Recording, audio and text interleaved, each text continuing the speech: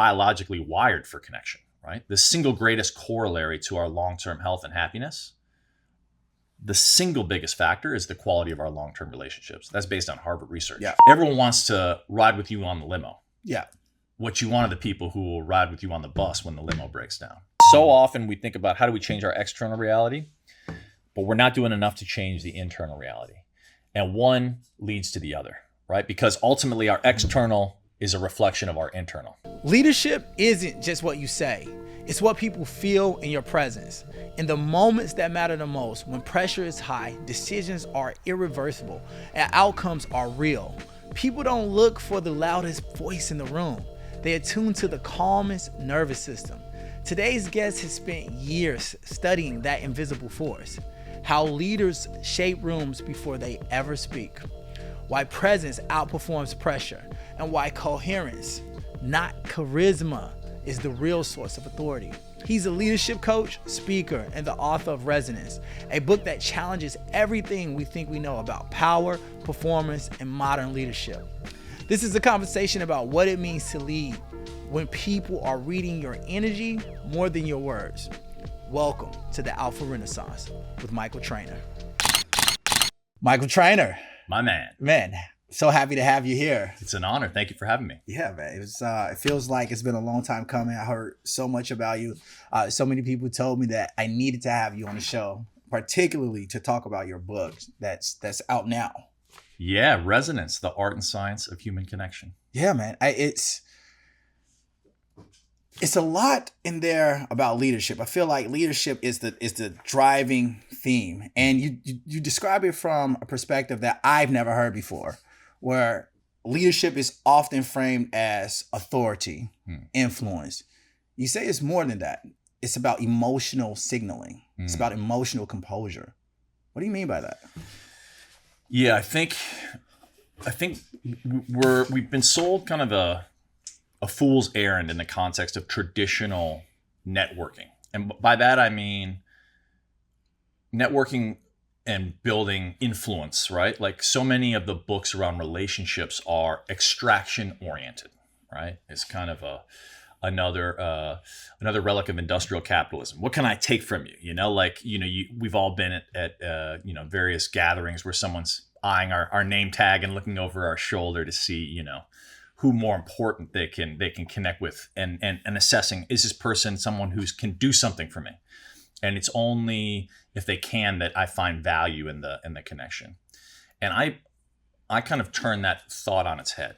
I think that leadership, to lead really, right, is to have a signal that people resonate with, right? Mm-hmm. And to do so is about what you're giving, right? What is the in the book I talk about, what is your song? What is your unique song that you are singing to the world? And are people responding to that, And so part of that process is, which I talk about through the course of the journey, is how do you come into tune with yourself first and foremost? Because I don't think people talk about that, right? We think about leadership solely in the context of, are we leading out in the world? But everything out in the world starts first within. So part of what I've been on a journey to share is, how do we get right internally? In other words, how do we tune the instrument that is us so that we can play beautiful music with other people? And that is a lot around listening. It's a lot around contribution. It's a different dance than what we're told in terms of society. And that's why in Resonance, I use music as a metaphor, because I started a music festival. I've been deeply passionate. I've been a musician. I used to perform capoeira. So Really? For me, Wow. Music is, Miles Davis has a quote that I love. He says, music is what lives in the space between the notes. Mm-hmm. And it's my belief that leadership is what lives in the space between the notes as well. So how do we learn to listen to what wants to live in that moment?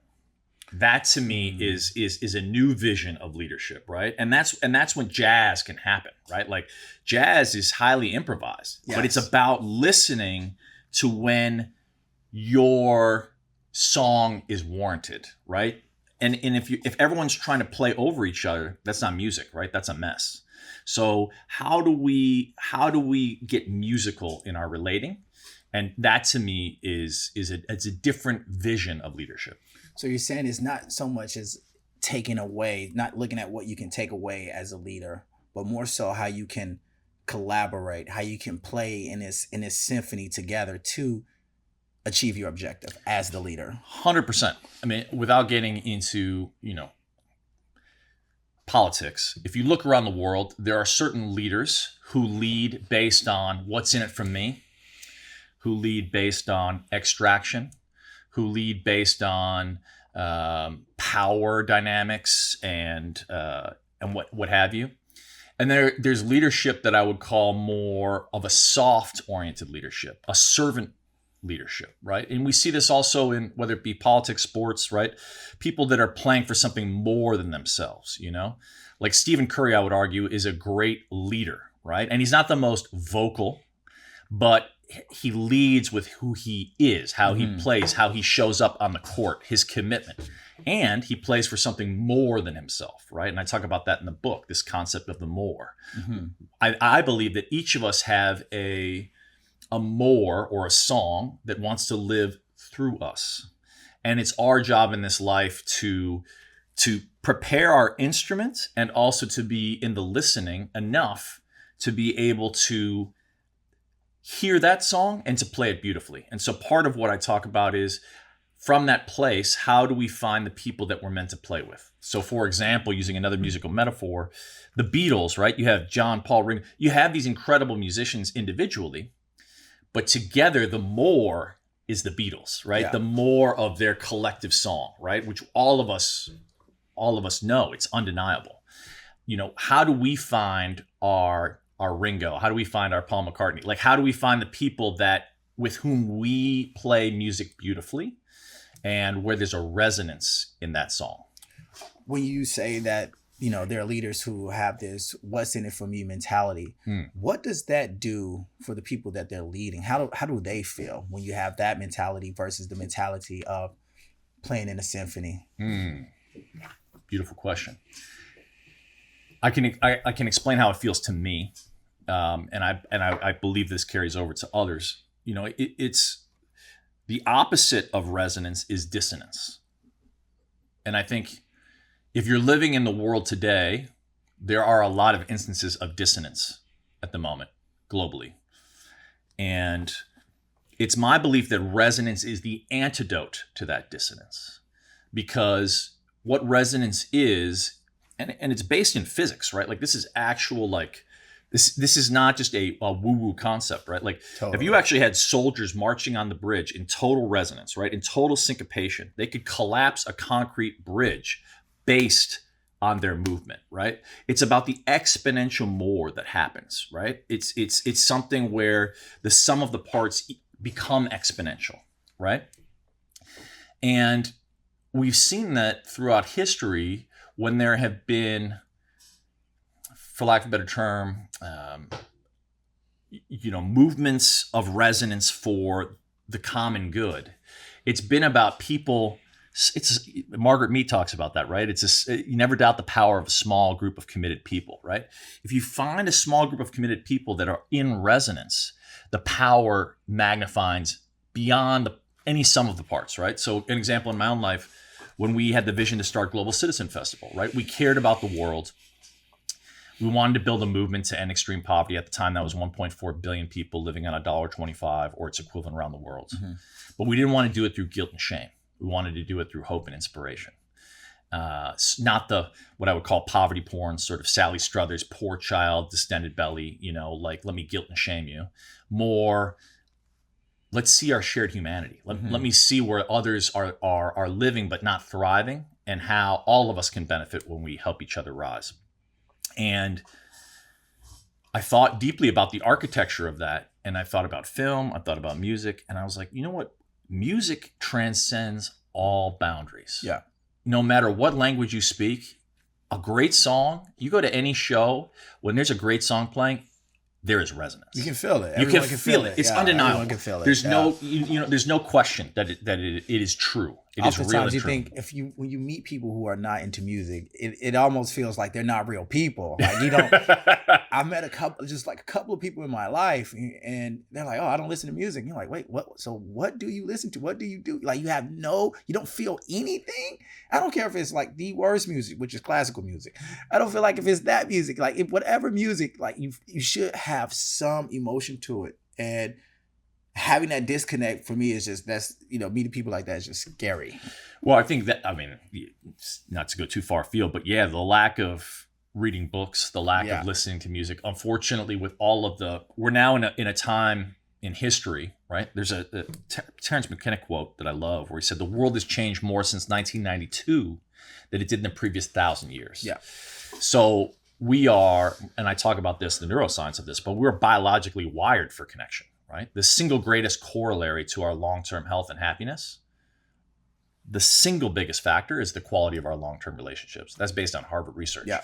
So unfortunately, in this day and age, we now are besieged, and you and I were talking about this before we started, but we're besieged by noise, right? There's so much. I lived in New York City, which is a city I love, but like, love the energy, but you got to have your, you land in New York, you got to have your armor on, because if you're going to get hit by so much noise. So the question is, in a noisy world with, 1992, the start of the internet, right? Now we're in AI era. I mean, like things are accelerating so quickly.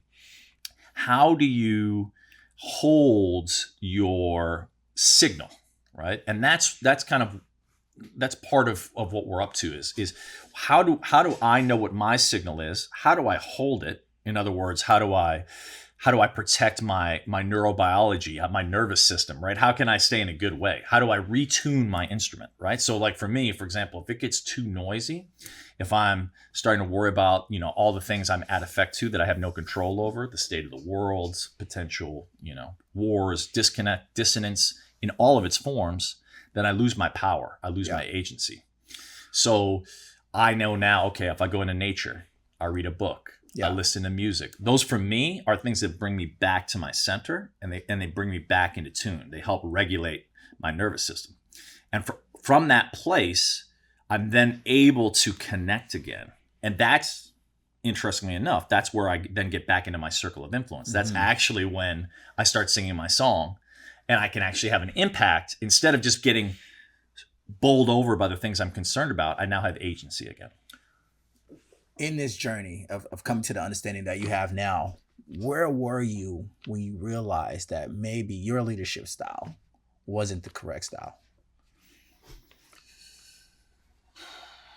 I think great question in terms of where have I led, where have I felt that my leadership, I think there have been moments,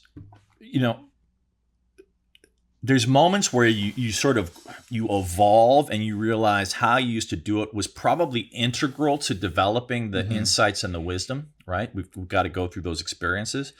But for example, when I lived in New York, and I was really proud of this, and to be honest, there's a part of it that was really cool. Like I went from a kid that at 12 years old was jumped and developed a deep fear of humans because I had a trauma associated with being, jumped by 20, 30 guys. Yeah. And that'll do it to you. Which I talk about in the book, but I trained myself to not see people as threats, but to see people as worlds of possibility. Yeah. And there was a period in life where I would go into any room, and because I had this hard experience, I was like, you know what? Put me in any room, I'll connect to anyone in that room. And I think that that's a beautiful quality. But what it meant was I often left rooms with lots of business cards, but no true resonance, because I was in the quantity game. I was like, how many people can I connect to? Like it was a game.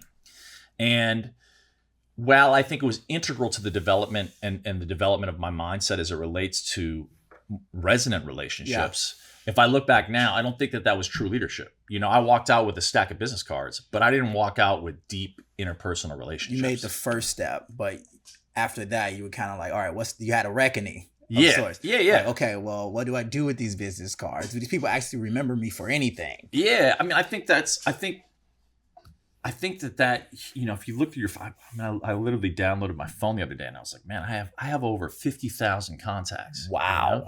But if you look at the Dunbar number, which is this idea that we can really truly maintain as humans, probably about 150, like a tribal context, 150 relationships.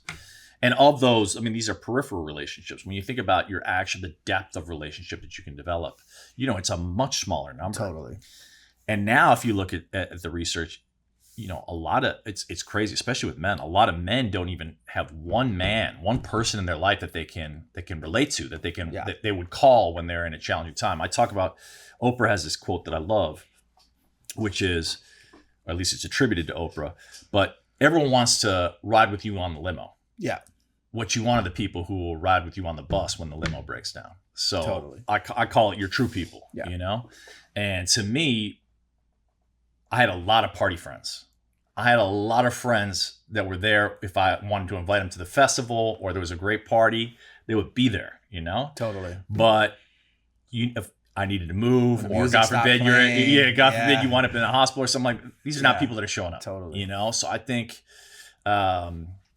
who was it? There's another great quote, which is basically, I'm missing it right now. I can't remember if it was Bob Marley or who it was, but it was basically, who your friends are when the lights are turned off. Yeah. When the music stops, when it gets dark, is like, that's when you know who your true friends are. And I think that what I've come to realize is, in this age that professes to sell fulfillment, to sell, once I have, then I'll finally be enough. Once I have X, this car, this relationship, this house, I'll finally have arrived and therefore be fulfilled. That's a fallacy. Yeah. The true fulfillment comes, in my belief, from quality experiences with people you love. Mm-hmm. And so for me, the real lottery is, how can I find a depth of true connection, and who are my true people? And so you were at this point in your life where you had this enormous network, but you were transitioning to something more meaningful.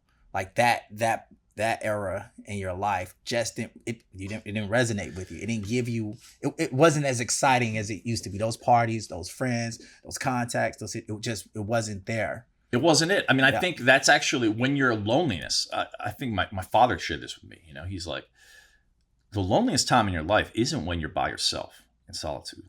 The loneliest time in your life is when you're surrounded by people but feel unseen. Mm-hmm.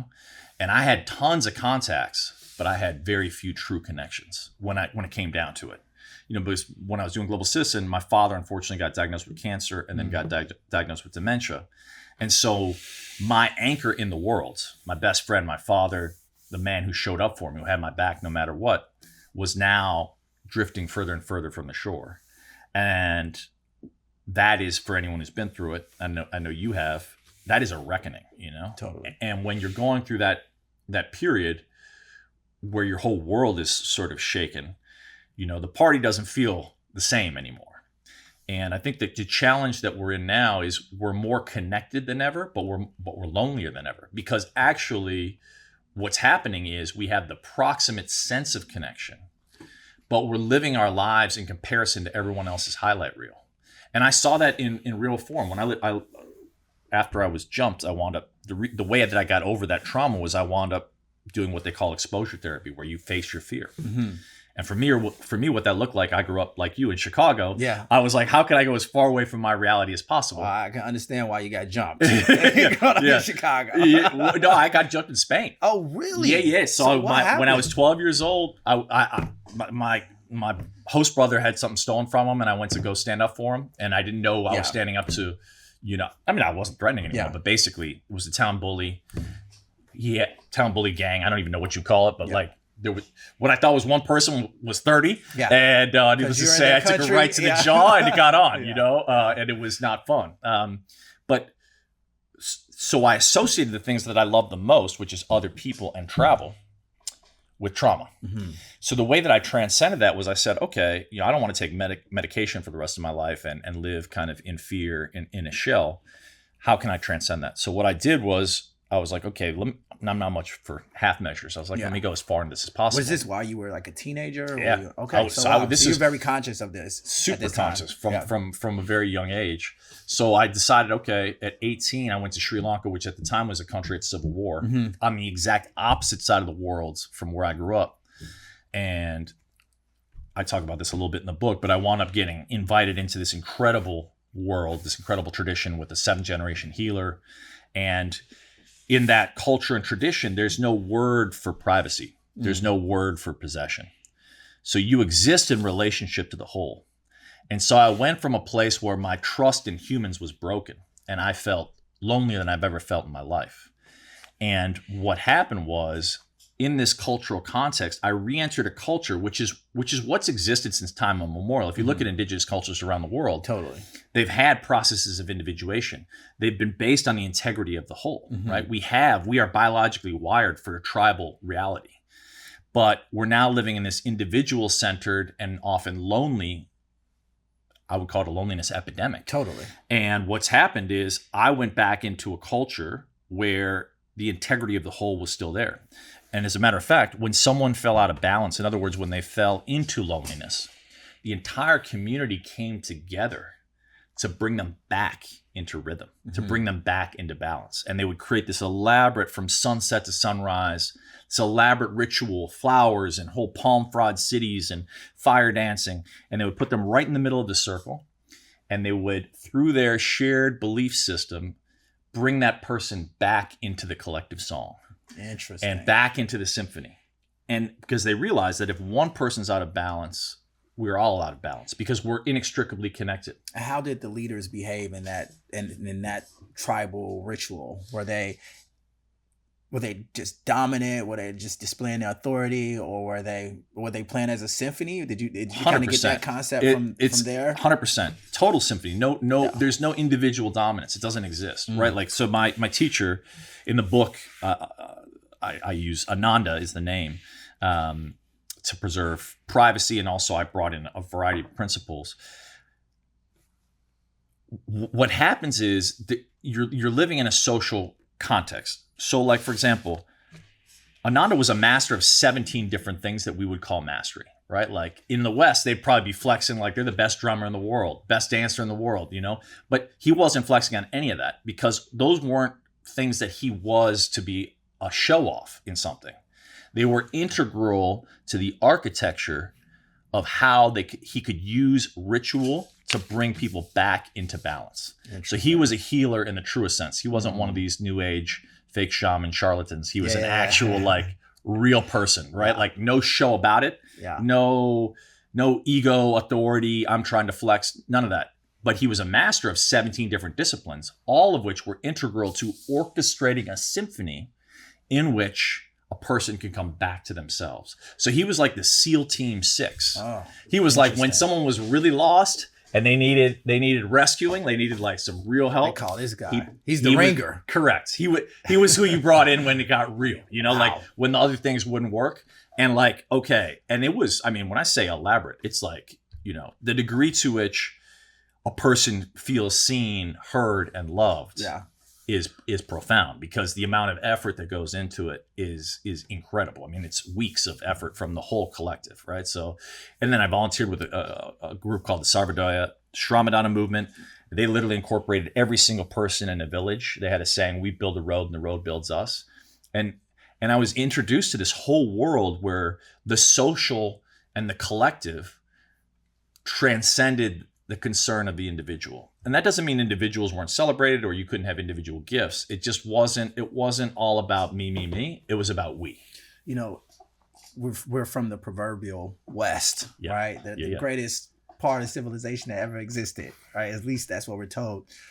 And very individualistic society, individualistic civilization, particularly America. And I too had a chance, I lived in the Middle East. I went to boarding school in the Middle East. And I always felt that was a completion of who I was, because the individualistic civilization merges with the collectivist civilization. And you kind of get to see the other side, that tribalistic side. The tribe takes care of its own. And, none of these places are perfect, but that yin and yang kind of gives you perspective. Is that what you are describing right now? Is that what you felt? Yeah, when you were in Sri Lanka? To a degree. I think that is beautifully said, in that I think where we are now is we're in a dance, because there is beauty in the exaltation of individual gifts. 100%. Right?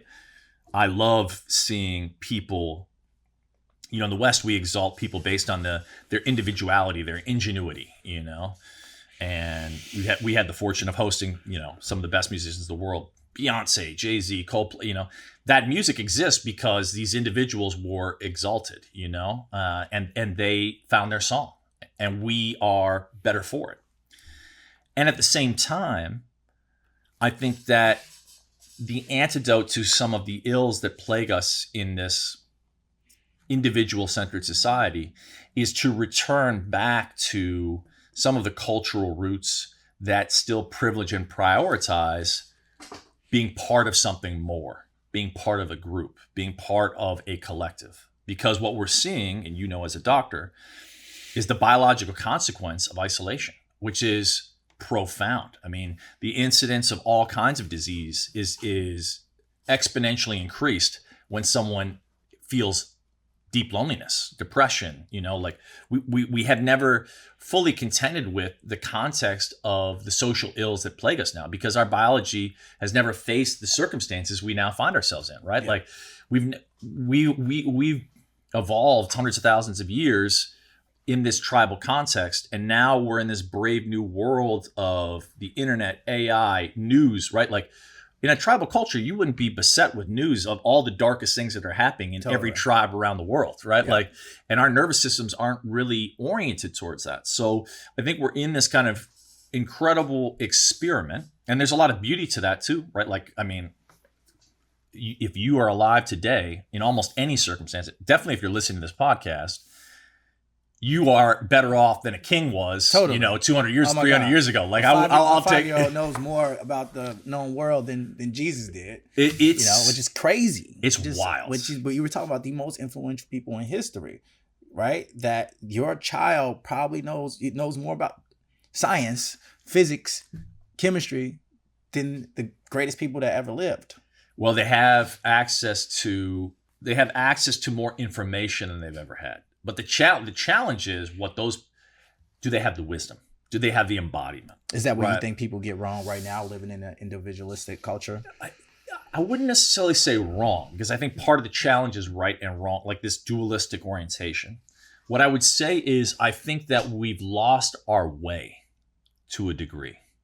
We've lost our way in terms of knowing what truly matters, right? There's an achievement, and I'm achievement oriented, like you. I'm ambitious, like a lot of us are, right?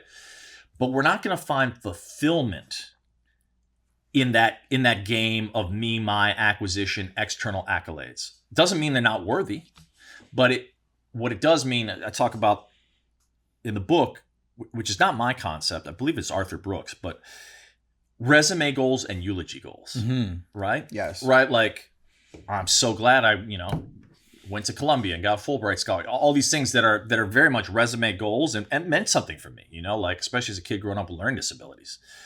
But my eulogy goals, on my deathbed, I'm not going to be like, oh man, glad I got a full ride to Columbia. Isn't that, like, even that's, before your deathbed though, like what resonates with you if you're a young person? The things that are going to resonate with you at 40 and 50s is completely different than those resume goals. Totally. I mean, and that's a question I actually asked I think it's a beautiful exercise is to think through, like, okay, we dramatically overestimate what we can accomplish in a day. Well, we dramatically underestimate what we can accomplish in a decade. And for me, I just ran this exercise where I'm like, okay, 10 years from now, and it's interesting because there's kind of this trend right now on social of like going back to 2016, and I was like, wow, like it's a wild exercise. Like, go back and look at what you were doing 10 years ago. And for me, I had the honor to host His Holiness the Dalai Lama, and I had this reflection point. Awesome. 10 years in, because I got reminded, right? Like, I got reminded of this moment, and for me, it was about making my father proud and meditation and the cognitive benefits. But that was a lesson in itself, because what I realized was my father was proud of me no matter what. I didn't have to do anything to earn his approval. And there was a reckoning in that. It was a beautiful lesson. But I think to myself 10 years from now, and exactly what you said, like some of the simplest things are the things that are my goals, right? Like, yeah, of course, I want to do, I would like to be financially abundant. I would like to, start another, I want this company, this enterprise resonance to grow and be successful, and the external validation that brings. But that's so far secondary to wanting to have a partner that I deeply love. And to share my life with a family, which God willing will be in my future, and to share the love of the more that is that band, right? Like I talk about the idea of finding your people, and to me, I've had the beauty of dancing with people around the world, and I'm so grateful for that. But I still yearn for family, and to me, 10 years from now, what would I like to see? I'd like to be deeply in joy with playing music with my band, aka my family, my partner, my children. So to me, but that's the phase of life I'm in now, right? Yeah. Like when I was 20, my 10-year goal was different, right? Totally. So I think it's really about looking at not what the outside, right, like says is success, right? Because a lot of people get to their deathbed and they you look at Bonnie Ware did a book on the 5 regrets of the dying, right?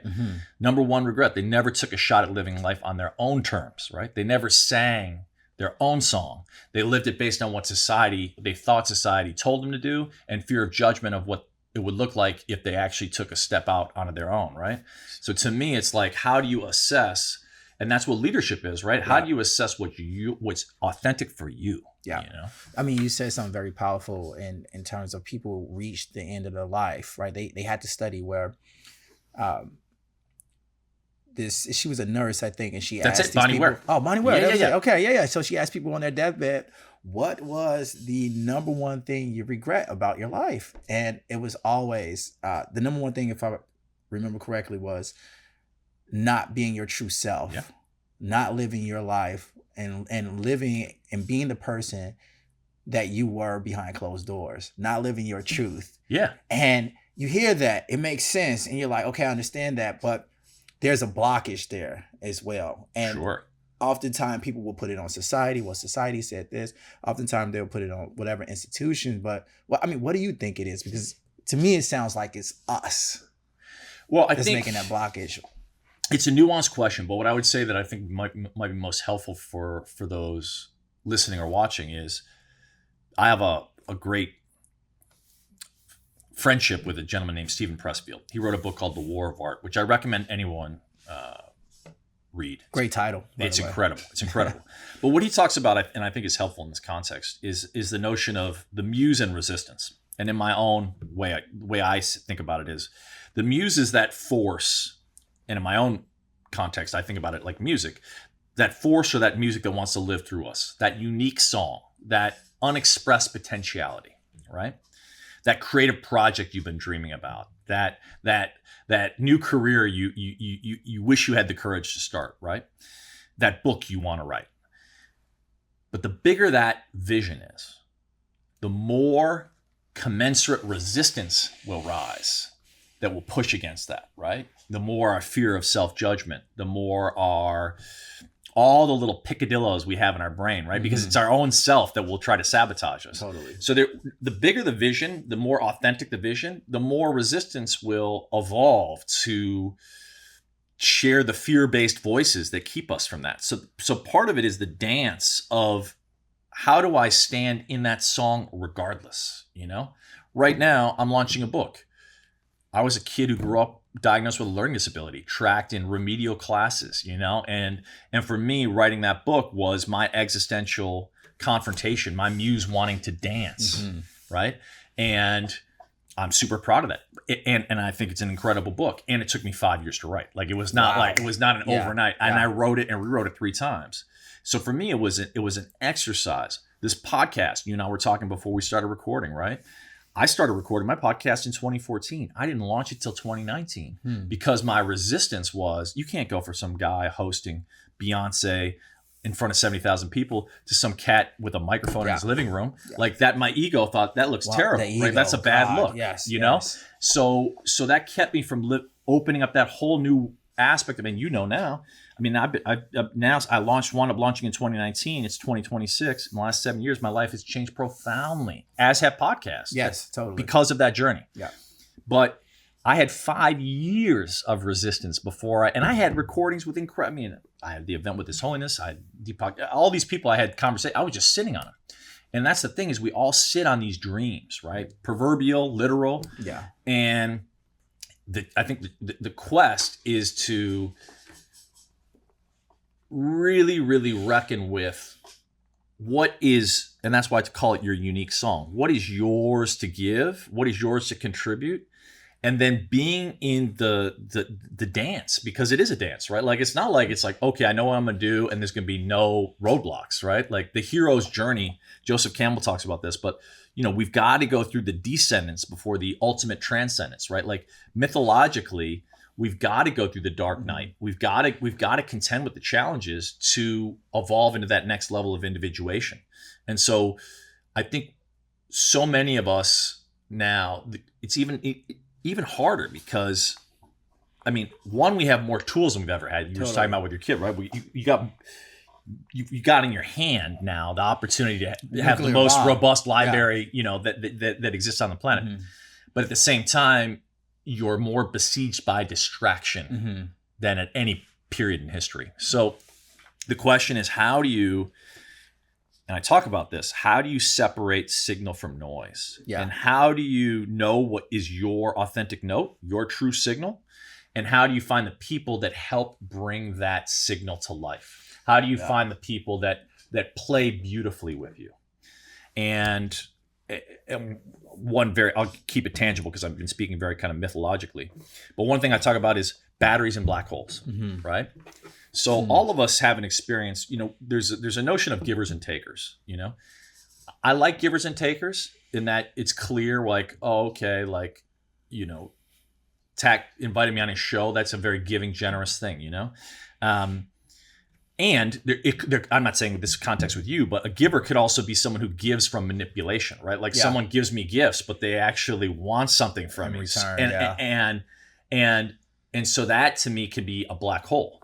Whereas you could have someone who's a taker. In other words, you might have a friend who's, let's just say they're always broke, like an artist or something. But to be the first person to be there to help you move, or the first person to call you if you're going through a hard time, that to me is a battery, right? That person charges you up. Yeah. And that based on how you feel when you're around someone. And that goes to the nervous system, right? And so to me, it's like, how do we find the batteries in life and also spend less and less time around black holes? And that's people, places, things. There's all that can translate to all. For example, right now we're in a place that I love, Austin, right? But it's been a black hole for me in the last month because I'm allergic to it, right? Literally allergic. Literally allergic. So I had to follow my own medicine. I was like, I had big plans here, but I'm in the listening, right? Which I talk about. I'm in the listening. It's like, okay, it's not to say I can't come back, but I didn't know I was literally allergic to cedar pollen, right? Yeah. Like certain people I'm allergic to. Totally. Doesn't make them bad people. And that's why I use music, right? Like, no disrespect to anyone. Like, if I go to a Metallica bar, I'm going to walk right out. Doesn't mean Metallica is bad music at all. It's just not my kind of party, right? So where someone's playing Tribe Called Quest, 90s hip hop, all right, let's go. Yeah, let's go. Let's go. Yeah. So, but that's it, right? I think it's a healthy distinction to say not good and bad. Doesn't mean that's a bad person. It's just not my people. Well, what do you think the challenge is of when you're interacting with the black hole versus a battery and you're trying to navigate it? What is the challenge from that person interacting with those people? Well, I think the challenge is how to, at least from my point of view, it's how to be gracious and also still be discerning, right? Mm-hmm. So how do you balance graciousness and discernment? And I think part of that is knowing, we don't always necessarily know. And also, by the way, it's a changing thing, right? There are people in our lives that may have one time been a battery and now they're a black hole. Totally. It's based on, all of us in life are ideally growing and evolving, right? Yeah, It's sometimes we're black holes, by the way. yeah, we can be absolutely yeah. to certain people. Yeah. To certain people. But Absolutely. it's that notion, right? Like, and that's why relationships are such a dance, right? Because, for example, romantic relationship, you get married with someone, you're both growing and evolving. So you got to constantly retune with each other and recommit to that dance, right? And if behaviorally you're not, or if all of a sudden you start trying to dance with someone else's signal, right? These are all things that, like, you could have been batteries for each other, and then all of a sudden now it's entering into a black hole, like an energetic. It's a. I don't like, actually, I'm not even gonna use the word toxic. I don't like that word, but basically it's entering into a different conversation, right? A different context. So I think part of it is we have this incredible intelligence system, right? We have our brain, obviously. We have our heart, and that's I've been very head dominant most of my life. Resonance is about getting more in tune with the heart. Do you think that's a male thing? I think it's a today thing, like, I think we're so yes, I do think but I think we're so heady, and we're so oftentimes disembodied. We've lost the intelligence of alignment to our other wisdom, right? Like, our gut is our enteric nervous system, right? Our gut has a lot of wisdom. And when you say, like, your gut usually knows if someone's for you or not, like, so to me, like, I think about, like, how do I feel in someone's presence? Your head being you trying to analytically plow through life. Correct. And your heart being you trying to feel that life. Is that how you would describe it? Yeah, and they're not disembodied, right? Just like in medicine, right? Like, I love functional medicine because I like the idea of seeing the body as a whole and complete system, not as a disembodied, it's just your head, just your heart, right? I think that's part of the problem, is just like we've lost sight of our collective connection, we've lost sight even individually of how our systems are intertwined, right? There's a beautiful book I recommend if you want to go hard into it for anyone listening, called The Jewel Net of Indra. And it's a Hawaiian Buddhist text, but it talks about how the net of life, at each intersection of the web, there's a jewel. And that jewel is a reflection of the infinite web that is all things. And philosophically, it's about the microcosm is the macrocosm. And so the I think microcosm is the macrocosm. The microcosm is a reflection of the macrocosm. In other words, like, I mean, you could go deep into this, but like the mycelial network, literally, like the fungi that connect the soil. If you actually put them under a microscope, it looks like the cosmos of the stars. Yes, you see what I'm saying? Yes. So, like, just like us, smaller representations are larger representations. Correct. So, like, our heart, our gut, our brain, it's a total system, right? Just like the ecosystem of the planet or the solar system or the universe, right? You can map it out. So I think what I'm advocating for, what I'm trying to be more in tune with, is the intelligence of our whole body system. What is my gut telling me? What is my heart telling me? Like, my head might be like, oh man, I get taxic, like, great guy, but like, how do I feel when I'm with him? Yeah. Luckily I feel great when I'm with him. But there's other people. But it's real. Sometimes it's not. I've had interviews and people where I'm like, man, I don't know how we're across from each other, but we're going to make it work. Yeah. We have different energy. And I'm like, look at my publicist, like, hey, what's going on? But, that's a part of it. But, one thing I love about your book, man, it's excellent. You do this first principle thing where, like you're talking now with the head and the gut and, the feeling and the mind, you bring it back to just what centering yourself is to be better for others is. And it's this regulation of your nervous system. That's right. The leader is just a nervous system. That's primarily what is guiding others around you. And that's what people are responding to. Yes. I love that concept. How did you get to that? What in your journey allowed you to get to that concept, to make that realization? Well, I think two things. One, there's sort of the journey through life, which has been regulating my own nervous system, right? Like I talk about, like, going through trauma to getting back into equilibrium within myself. That was not an easy journey. And it's an ongoing one, right? Mm-hmm. But then I also went deep into the research, right? And like, there's incredible now cutting edge research all around basically social biology and how integral our social dynamics are to our overall neurobiology. Like we literally enter into a coherence field. Like our biology changes based on who we're surrounding ourselves with, right? So like if you're a science person, I also go super deep into this. Like it's fascinating. And I think if your nervous system doesn't feel comfortable around someone, that is a powerful signal. They're likely not for you. And now there's other questions, of course, like am I anxious? Am I out of balance myself? But that's partly why I talk a lot about finding your center, which are a lot of the practices around what you'd hear today around regulating your nervous system, and that's different for different people, but there's certain universal things, like for me, meditation, breath work, going into nature, getting sun, like I could say, oh, I'm going to sun, I'm getting vitamin D. Sure. But like, also it's like, for me, I'm coming back to my center. You know what I mean? Yeah. And when I'm in my center, that's actually when I'm in tuned biologically, physiologically, psychologically, so that I can take in the information of other people and know who's for me and who's not for me. Yeah. And when I'm not, for example, and this is not vilification, I drank for a little while, but like I don't drink at the moment, right? I haven't had a drink in, I don't know, a year and a half. Yeah. And it's a great experiment to have. It Not is a bad one. No. Yeah. And by the way, like, there are like one of the things I talk about in the book is the blue zones, right? Like there are people in Sardinia who live over 100 years and they have a bit of wine, but they also have incredible social connections, Huge. So and incredible food, by the way. Exactly. But the research shows, if you're lonely in this day and age, it's the equivalent of smoking 15 cigarettes a day, right? Yeah. Like there's actual like profound physiological consequences.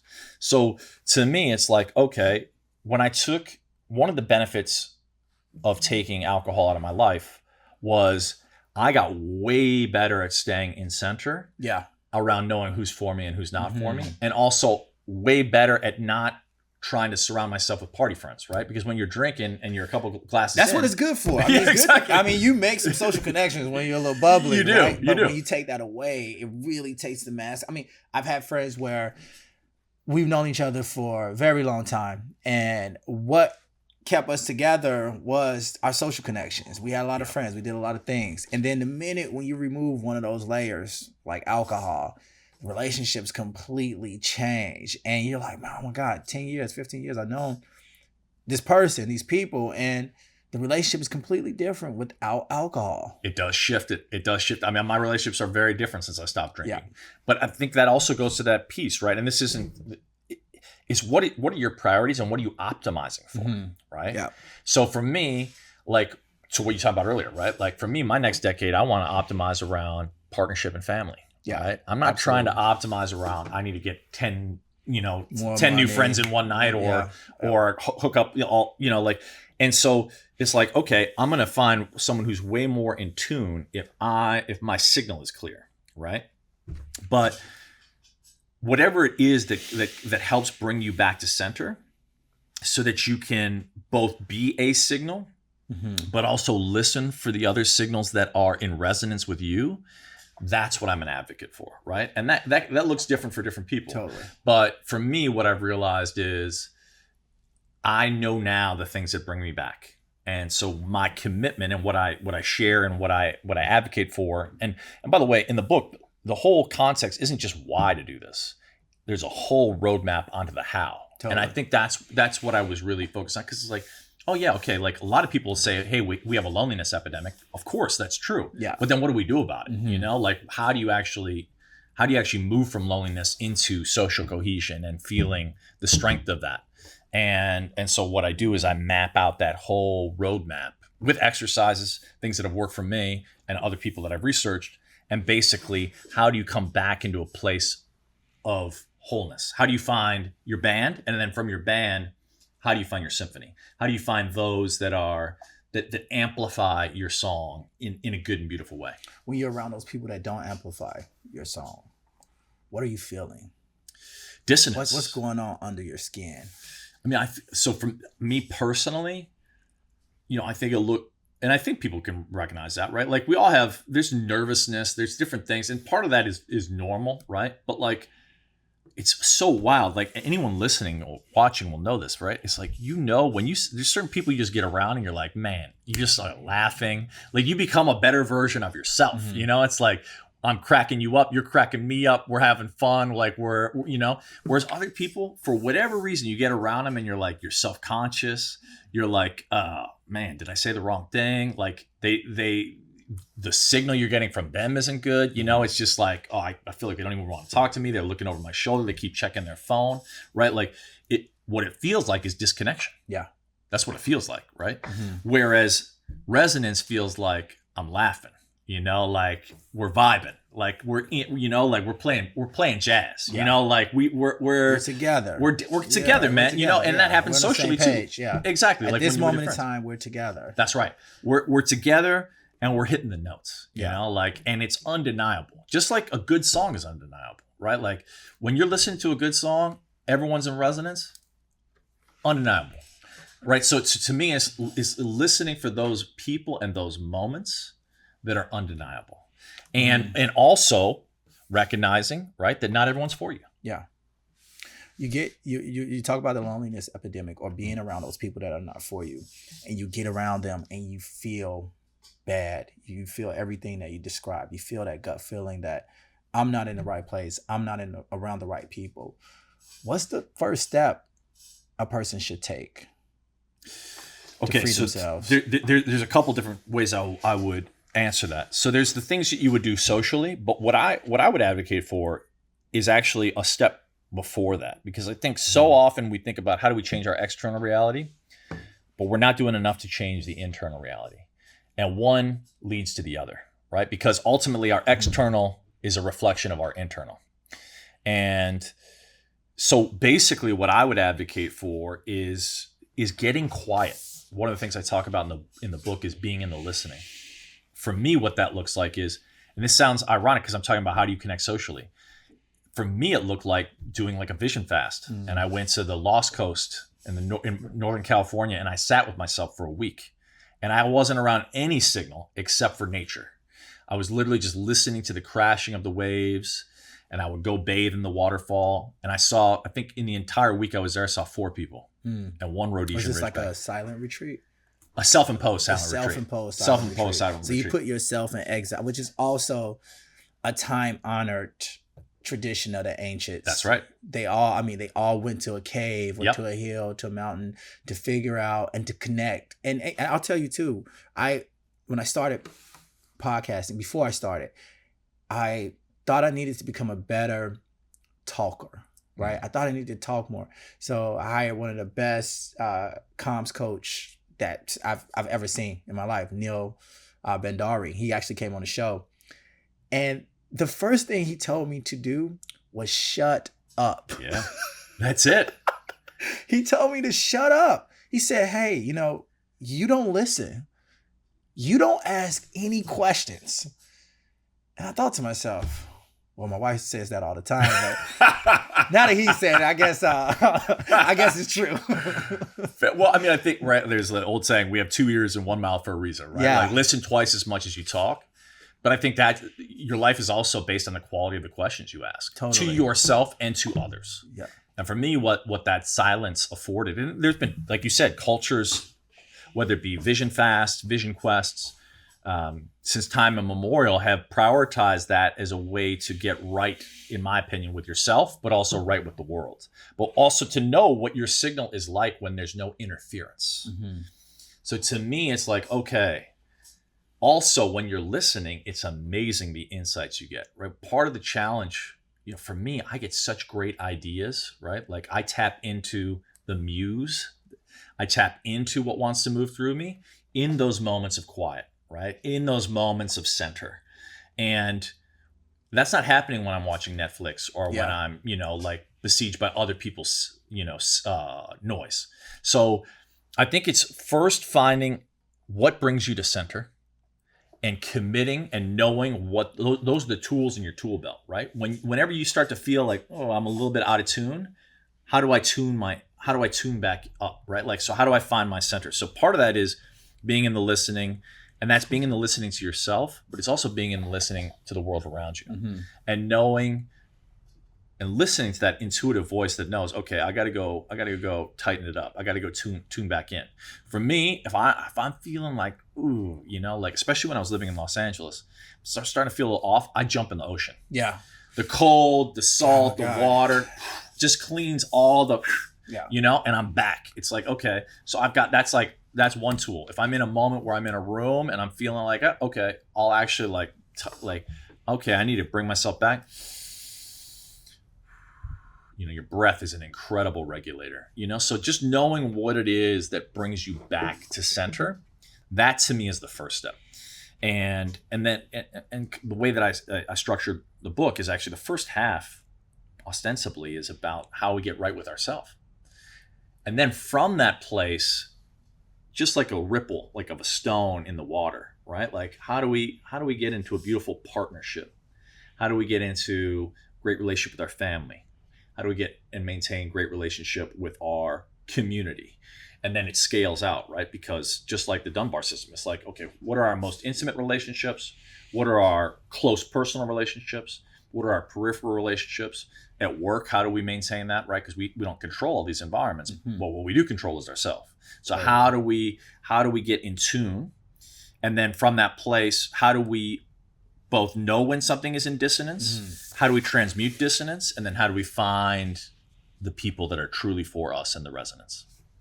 Yeah. So it's first step is just really tuning yourself. Yeah. Hearing your own voice, hearing others, but taking the noise that is your brain, silencing it for a little bit so you can just become more aware of what's going on. Yeah, for sure. And listening to your brain, but also knowing that there's other intelligence that wants to move through you, right? Mm-hmm. That's why I talked earlier about like the notion of your gut and your heart, right? And also the beauty of when you've established certain batteries in your life, certain people that are your good people, right? Like I think one of the best aspects of great relationships is feedback. Sometimes hard feedback, right? Yeah. Like only your real people will give you real feedback. And if you get the same feedback from say 2, 3, 4 friends, then it's probably true. It's not just someone's opinion, but it's likely a reflection of something you get to work on. And I think, when we're committed to being the best version of ourselves, we've got to find the people that are there for us, but also there for us with the real talk, like, and to me, like that's part of the tuning process. It's like, okay, yes, listening to the voices within, not just our brain, but like, okay, what's my gut telling me? What's my heart telling me? Is this coherent? Is this aligned? That's the other piece, right? Like if you never do this, what's the consequence? Yeah. Consequence is you get to your deathbed having never really sang your song, right? Like many people spend their whole life climbing a ladder that was handed to them. Totally. And they've never actually taken the time to recognize, is this even on the right building? Like am I climbing in the direction of my authentic dream, or am I just doing what I was told to do since I grew up?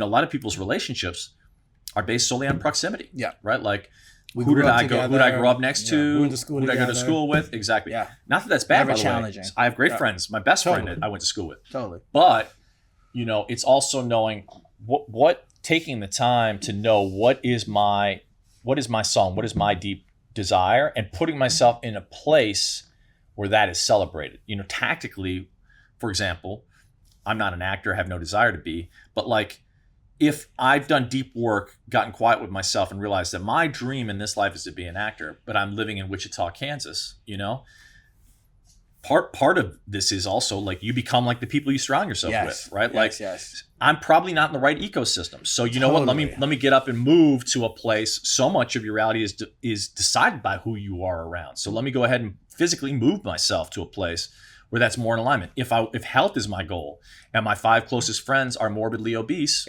doesn't mean that they're bad people. It's gonna be real hard if they're a 2 out of 10 health wise for me to get to 10, right? Yeah. Like I got to go get a trainer or I got to go to a place. Doesn't mean you have to distance yourself with them as friends, but like if I want to get to a 10 in a certain thing, one of the best ways to do it is to surround yourself and develop authentic relationships with the people that embody that.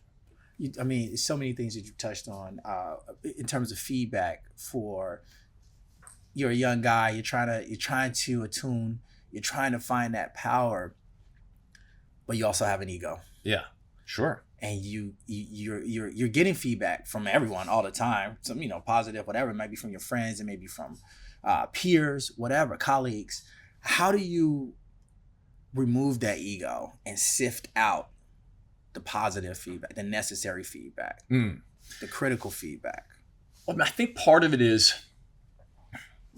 there's a real temptation to say get rid of the ego. The truth of the matter is, I don't know how to do that. Like I know how to dampen the voice and be a little bit more in tune with perhaps a wiser voice, whether it be your friend's voice, your wife's voice, the voice within.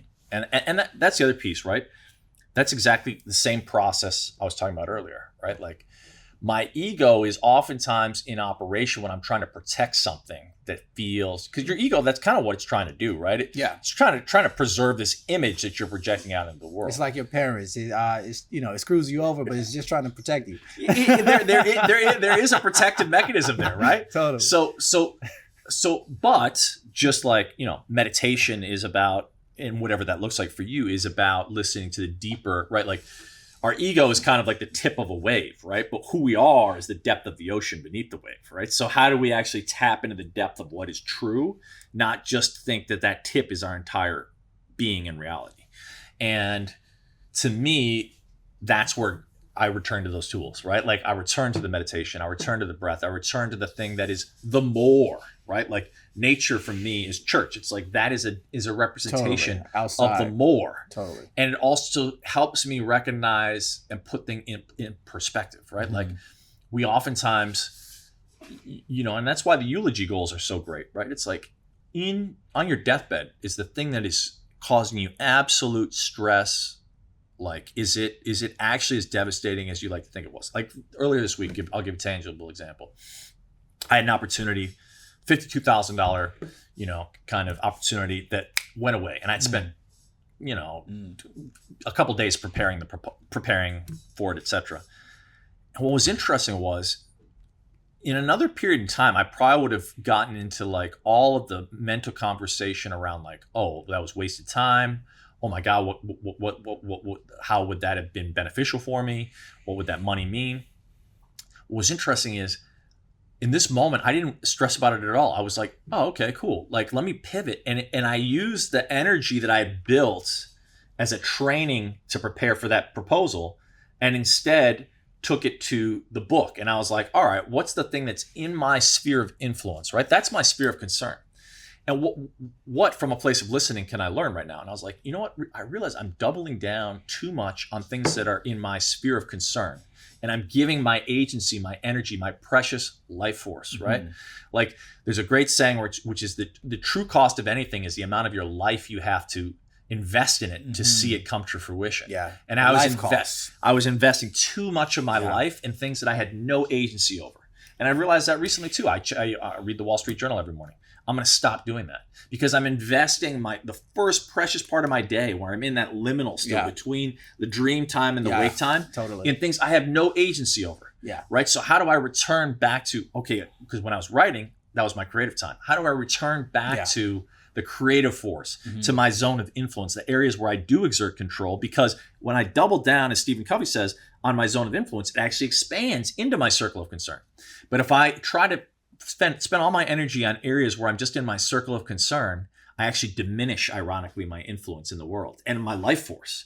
And I'm spending my precious life force on things that I exert no influence over. And I think that's one of the greatest challenges of our time today, is we're besieged by so much noise, striving for our attention, our precious attention, and it's more savvy than ever before, right? We have algorithms that are entirely based on our psychographics. Like there was a saying, I think it was Cambridge Analytica days, where it's like, give me 100 of your likes and I know you better than your wife knows you. Give me 200 of your likes and I know you better than you know yourself, right? Like we're now TikTok. Yeah, exactly. We're now up against like forces that are engineered to pull us into our circle of concern and to start judging our lives based on the highlight reel, right, of all other people. Totally. And that's why we're more connected now than ever, but we're more lonely than ever. And so to me, resonance is the antidote. It's like, okay, how do we return to the things that actually matter, the areas in which we actually have agency, and how do we start to sing our song such that others can hear it beautifully.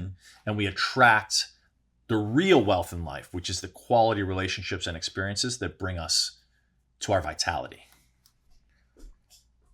Michael, that was amazing. Thank you. I can't think of another way to close this out. I mean, I have so many more questions. I have literally a list of things here that I wanted to ask you. Yeah. We touched none of those. Well, maybe we do it again. Yeah, we're gonna have to do this again. I mean, I had so many, but I know you are gracious enough to be here today. You got a flight to catch, so really appreciate your time. I really appreciate you allowing me to pick your brain a little bit on these topics. I learned a lot. I feel invigorated. I want my symphony. Yeah. I might even And you listen to deserve it. Beethoven actually. Because you used that as an example in your book, which I thought was amazing, about Beethoven being deaf. I mean, that was crucial. But thanks for being here. It's a and we're going to have to pleasure. do it next time. Sounds great, my man. Thank you so much, Thanks Tack. Appreciate you. Yep. Same.